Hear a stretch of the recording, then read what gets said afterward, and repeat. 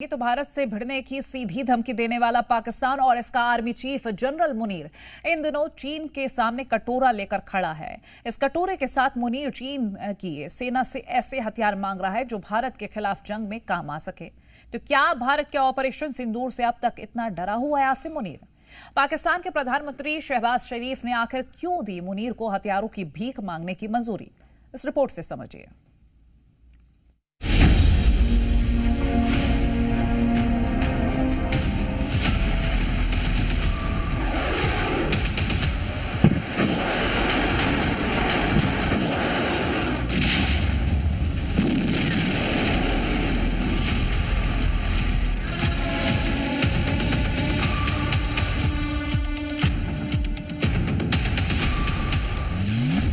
Pakistani general Asim Munir को बहुत सता रही है जनवरी की ठंड, क्योंकि कड़ाके की ठंड में ऑपरेशन सिंदूर में मिली चोट का दर्द बढ़ रहा है।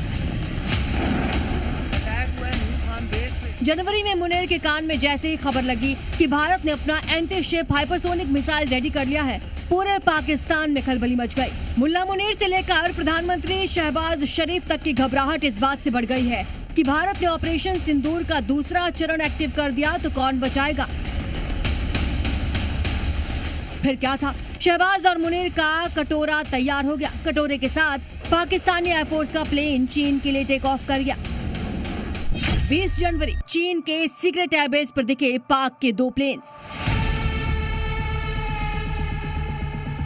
पाक ने भेजा रिफ्यूलिंग प्लेन। 2 विमानों से चीन ने क्या भेजा? मुनीर और शहबाज का ये प्लान क्या था? चीन के सिचुआन प्रांत के सीक्रेट एयरबेस पर 2 रिफ्यूलिंग प्लेन क्यों भेजे? यहाँ आपको बता दें, रिफ्यूलिंग प्लेन वो जहाज होते हैं जो आसमान में ही किसी फाइटर जेट या बोइंग जैसे बड़े विमान में ईंधन भरते हैं, यानी इनके टैंकर्स बड़े होते हैं। तो सवाल उठता है कि पाकिस्तानी एयरफोर्स ने चीन में अपने रिफ्यूलिंग प्लेन क्यों भेजे, वो भी कुछ देर के लिए। मिलिट्री वॉच मैगजीन की रिपोर्ट के अनुसार 19 और 20 जनवरी को पाकिस्तान एयरफोर्स के कई IL-78 विमान चीन के सिचुआन प्रांत में उतरे। रिपोर्ट में बताया गया कि कम से कम 2 विमान एयरबेस के एप्रन पर खड़े दिखे और उड़ान से पहले उनमें लोडिंग गतिविधि के संकेत भी मिले। रिपोर्ट में दावा किया गया कि इन विमानों को पाकिस्तानी सशस्त्र बलों के लिए सैन्य आपूर्ति लाने के उद्देश्य से भेजा गया था। पाकिस्तानी सेना पर हथियारों की बड़ी खेप मंगाने का पूरा संदेह इसी IL-78 विमानों की अचानक लैंडिंग की वजह से गहराया है। ये विमान सोवियत काल एयरलिफ्टर का अपडेटेड वर्जन है, जिसकी भूमिका पाकिस्तानी एयरफोर्स में बेहद महत्वपूर्ण मानी जाती है। लड़ाकू विमानों में हवा में ही ईंधन भरने की क्षमता की वजह से ये विमान युद्ध की स्थिति में पाकिस्तान की वायुसेना की ऑपरेशनल रेंज बढ़ा देते हैं। संदेह की दूसरी वजह है सिचुआन प्रांत, जहाँ चीनी एयरफोर्स के कई महत्वपूर्ण बेस हैं, जहां J-10C फाइटर जेट की प्रोडक्शन फैसिलिटी भी है, जिन्हें पाकिस्तान अपने कॉम्बैट फ्लीट के एलीट हिस्से के लिए खरीदता रहा है। चीनी ऑब्जर्वर्स के मुताबिक पाकिस्तानी कार्गो में J-10C फाइटर जेट के लिए PL-15 लंबी दूरी की हवा से हवा में मार करने वाली मिसाइलें या फिर YJ-21 हाइपरसोनिक एंटी शिप मिसाइलें शामिल हो सकती हैं। चीन की ये मिसाइलें और J-10C फ्लीट कथित तौर पर भारत के ऑपरेशन सिंदूर के खिलाफ पाकिस्तानी सेना का हिस्सा थे। ये सीधे तौर पर आसिम मुनीर के भारत के हमले के डर से तैयारी तेज करने का संकेत देता है। चीन से J-35 5वीं पीढ़ी के फाइटर जेट खरीदने पर भी पाकिस्तान विचार कर रहा है।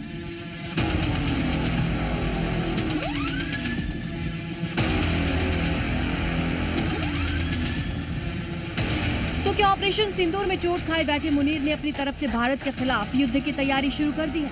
इस सवाल पर कई विश्लेषक मानते हैं कि ये मुमकिन है, क्योंकि भारत से जंग के लिए न सिर्फ उसे पाकिस्तानी सेना का सर्वे सर्वा बनाया गया है, बल्कि सेना का पूरा बजट भी मुनीर अपने हिसाब से ही खर्च करता है। 2022 से अब तक 4000 जवान मुनीर की जंगी जिद में मारे गए।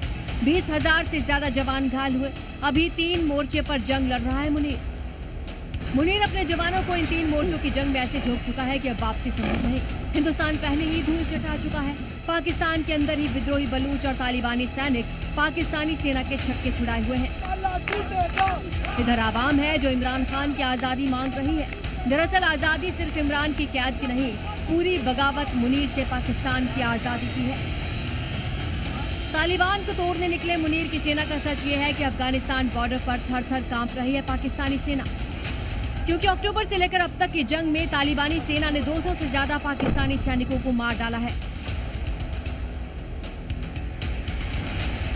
वहीं मुनीर हिंदुस्तान की सेना से लोहा लेने के लिए तरकीबें भी भिड़ा रहा है, चाहे इसके लिए भीख मांगने की जरूरत क्यों ना पड़े। आप ये जानकर हैरान हो जाएंगे कि पाकिस्तान की मुनीरी जोड़ी यानी शहबाज और मुनीर इस कदर भिखमंगे हो चुके हैं कि इनके डिप्टी पीएम इशाक डार की बेचारगी छिपाने से भी नहीं छिपी। मजबूरी बनी कि उसके बगैर हमारा एक्सटर्नल अकाउंट बैलेंस नहीं हो रहा था और IMF was not willing to come on board. तो शुक्र है, तो उसमें यूएई भी शामिल है। मैं रिकग्नाइज कर रहा हूँ उनकी कॉपरेशन। 5 बिलियन सऊदी अरेबिया ने सपोर्ट किया इस पूरे अरसे में, 4 बिलियन चाइना ने किया स्टेट टू स्टेट डिपॉजिट और 3 बिलियन यूएई ने किया।